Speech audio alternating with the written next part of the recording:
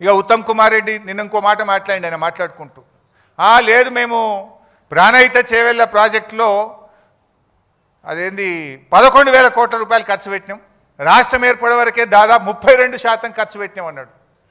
ఆయన బిల్డప్ ఎట్లుంటుందంటే ఇక సత్యహరిశ్చంద్రునికి తమ్ముని లెక్క బిల్డప్ ఇస్తాడు. సత్యహరిశ్చంద్రుడే దిగచ్చిండా, అబ్బా ఉత్తమ్ కుమార్ రెడ్డి ఇంత నిజాయితీగా మాట్లాడిండా అని మాట్లాడతాడు.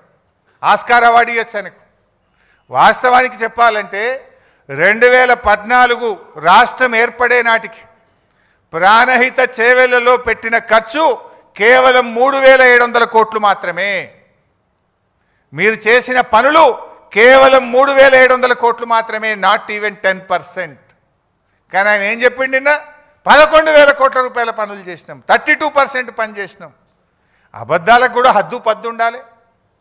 నువ్వు అసలు గుండెకాయ లాంటి తమ్మిడి హట్టికి ఢిల్లీలో, మహారాష్ట్రలో, ఆంధ్రప్రదేశ్లో కాంగ్రెస్ ప్రభుత్వం ఉన్నా, ఆనాటి క్యాబినెట్లో నువ్వు మంత్రిగా ఉన్నా కనీసం అనుమతి కూడా తేలేదు.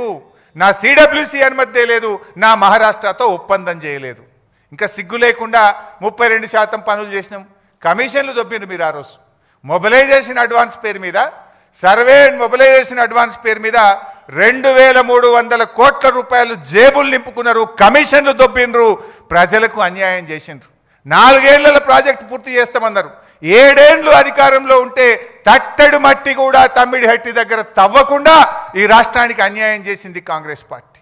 ఇంకా మీరు ఈరోజు మాట్లాడుతూ ఉన్నారు.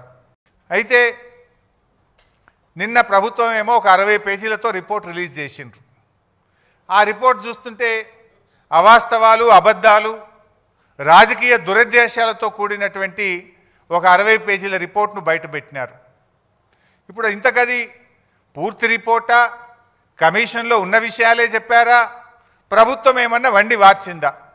ఇప్పుడు పూర్తి రిపోర్ట్ బయటకు వస్తే డెఫినెట్గా బీఆర్ఎస్ పార్టీ ఇంకా గట్టిగా స్పందిస్తాం. అసెంబ్లీలో పెడతామంటున్నారు. అసెంబ్లీలో 650 పేజీల రిపోర్టు పెట్టండి, చీల్చి చెండాడతాం, నిజాలు ప్రజల ముందు పెడతాం, వాస్తవాలను నిగ్గుదిల్చే విధంగా అన్ని విషయాలను కూడా శాసనసభ వేదికగా ఈ ప్రభుత్వాన్ని నిలదీస్తాం.